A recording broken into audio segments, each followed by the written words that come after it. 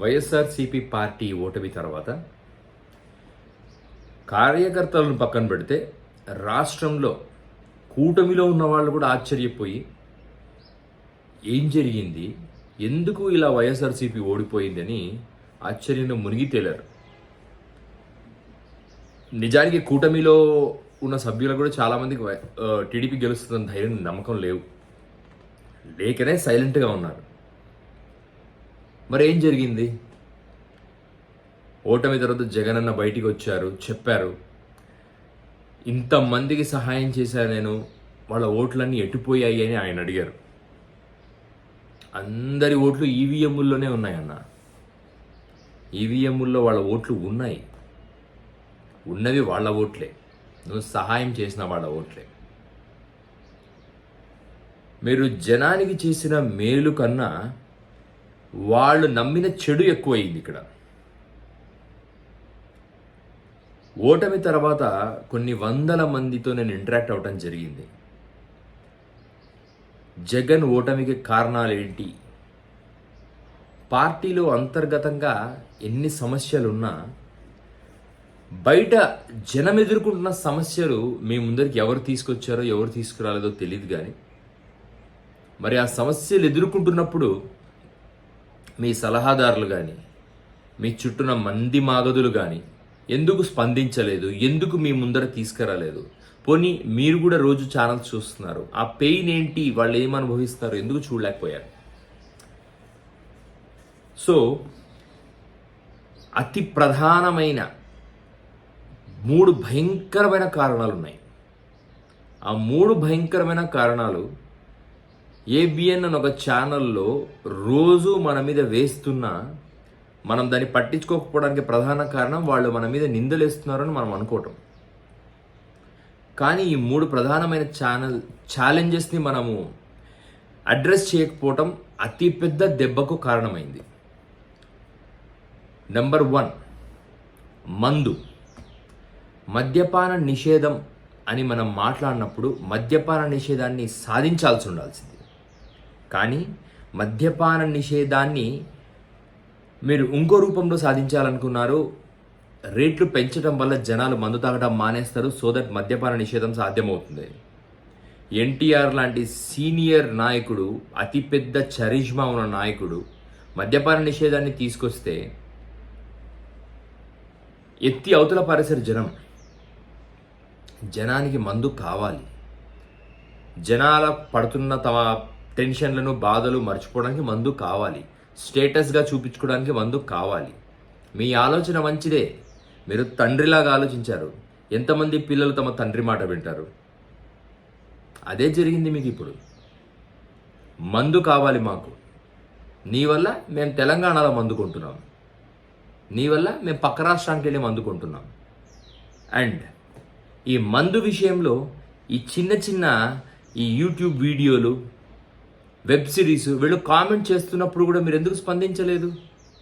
Boom boom video, president medal అని చిన్న web series వాళ్ళు, ఈ సినిమా వాళ్ళకు అసోసియేట్ అయ్యి ఉన్న ఈ చిన్న వెబ్ సిరీస్ ఎంత దారుణంగా ఈ 5 ఏళ్ళు ట్రోల్ చేశారో తెలుసా? ఒక రకంగా ప్రతి వైసీపీ కార్యకర్త బాధతో అవమానంతో డిఫెండ్ చేయలేక ఇబ్బంది పడ్డాడు. అవును, మందు మా దగ్గర కొంచెం ఇబ్బందిగా ఉందని. మందు క్వాలిటీ ఎక్కడైనా ఒకేలా ఉంటుంది, కానీ దాన్ని మాది మంచి మందే, మేము మంచి మందే సరఫరా చేస్తామని పబ్లిక్గా ఎప్పుడు ఎక్కడా డిఫెండ్ చేసినట్టు నేనైతే చూడలేదు. ఎంతసేపు చంద్రబాబే తీసుకొచ్చాడు అని మనం డిఫెండ్ చేయటం ఎంత దెబ్బ తగిలిందో మీరు ఊహించలేదు. ఒకసారి సోషల్ మీడియా ఓపెన్ చేస్తే సినిమా వాళ్ళను, ఎస్పెషల్లీ పవన్ కళ్యాణ్ గారిని సంతృప్తి పరచడానికి ఎన్ని వెబ్ సిరీస్లు, ఎంతమంది షార్ట్స్ చేశారు. యూత్ మొత్తం వెబ్ సిరీస్లోనే ఉంది. ఆ వెబ్ సిరీస్లో మన బూమ్ బూమ్ అని, ప్రెసిడెంట్ మెడల్ అని అవమానిస్తుంటే దాన్ని ఎందుకు అడ్రస్ చేయలేకపోయారు? వైసీపీ సలహాదారులే చెప్పాలి. నెంబర్ 2, ఇసుక. చంద్రబాబు నాయుడు గారు ఉన్నప్పుడు ఇసుక దోచుకున్నారు, అది నిజం. కానీ జగన్మోహన్ రెడ్డి గారు వచ్చిన తర్వాత ఆ ఇసుకను స్ట్రీమ్లైన్ చేద్దామనుకున్నారు. మీరు ఇసుక నుంచి వచ్చిన ప్రతి రూపాయి ఖజానా చేరాలనుకున్నారు. కానీ ఇసుక మీద ఆధారపడి ఒక కన్స్ట్రక్షన్ యాక్టివిటీయే ఆగిపోయింది. ఇప్పుడు మనం బెంగళూరు, చెన్నై లాంటి సిటీస్కి వెళ్తే అక్కడ డస్ట్ పౌడర్ వాడుతున్నారు కన్స్ట్రక్షన్కి, కానీ మన ఆంధ్రప్రదేశ్లో డస్ట్ పౌడర్ వాడరు. సో మీరు ఇసుకను క్రైసిస్లో ఇసుక డబ్బును ఖజానా చేరాలి అనుకున్నప్పుడు దానికి alternative construction activity, alternative product కూడా మీరు మార్కెట్లోకి తీసుకొని వచ్చి ఉండాలి. మీరు ఎం శాండ్ అని మాట్లాడారు, డస్ట్, వీటిని మార్కెట్లోకి తెచ్చి అందుబాటులోకి తీసుకొని వచ్చి ఉండాలి, లేదా ఇసుకను సరసమైన ధరలకు తీసుకొని వచ్చి ఉండాలి. రెండూ జరగలేదు. దీనికి కూడా మీ సలహాదారులే సమాధానం చెప్పాలి. మీ సలహాదారులు అంటే మీరు ఏర్పాటు చేసుకున్న సలహాదారులు కాదు.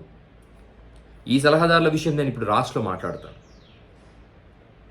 ఇక నెక్స్ట్, కన్స్ట్రక్షన్ యాక్టివిటీ. టోటల్గా కన్స్ట్రక్షన్ యాక్టివిటీ ఈ ఇసుక దొరకకపోవడం వల్ల ఆగిపోయింది అనే విషయం మీకు తెలుసా? టోటల్గా ఆగిపోయింది.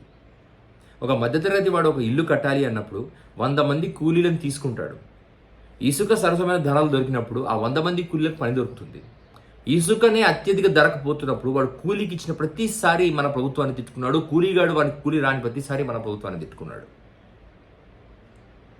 ఈ డ్యామేజ్ ఏ స్థాయిలో జరిగిందంటే 1 సంవత్సరం జరిగితేనే ప్రభుత్వం ఏర్పడడం కష్టం. అట్లాంటిది ఈ డ్యామేజ్ 5 ఏళ్ళు జరిగింది. నేను లోకల్లో ఎంతో మందితో మాట్లాడాను. టీడీపీ సింపథైజర్స్ జగన్ని తిట్టచ్చు, కానీ రాజశేఖర్ రెడ్డి బిడ్డగా మీకు ఎప్పుడు జనంలో ఒక ప్రత్యేకమైన స్థానం ఉంది. ఈ స్థానాన్ని మీ సలహాదారులు తమ బెనిఫిట్ కోసం వాడుకున్నారు. జక్కంపూడి రాజా గారు నిన్న ప్రెస్ మీట్ పెట్టి మాట్లాడినప్పుడు నిజాయితీగా ఆయన మిమ్మల్ని పొగిడారు, నిజాయితీగా మీ ప్లెయిన్ హార్టెడ్నెస్ని గుర్తించారు. కానీ ఏం చేస్తాం సార్, నిజాయితీ ఏం చేద్దాం? ఆ నిజాయితీ ఇప్పుడు మన కార్యకర్తలను కాపాడుతుందా? ఆ నిజాయితీ ఇప్పుడు మన ఎమ్మెల్యేలు, ఓడిపోయిన ఎమ్మెల్యేలను సంతోషపరుస్తుందా? ఒక మంచి పని చేసి ఎమ్మెల్యేని పోయి రివ్యూ అడగమని చెప్పారు. మంచి పనులు జరగలేదు కాబట్టే వాళ్ళు రివ్యూ అడగడానికి భయపడ్డారు. మీరు తండ్రిలాగా ఆలోచించారు. రాజకీయాలలో తండ్రిలాగా ఆలోచిస్తే రాజకీయాలు వర్కౌట్ కావు సార్. రాజకీయాల్లో ఆలోచించాల్సింది రాజకీయంగానే. ఎందుకంటే ప్రజలు at the end of the day ఆలోచించేది ఆశతోనే, ఇంకా వీలైతే అత్యాశతో అడుగుతారు.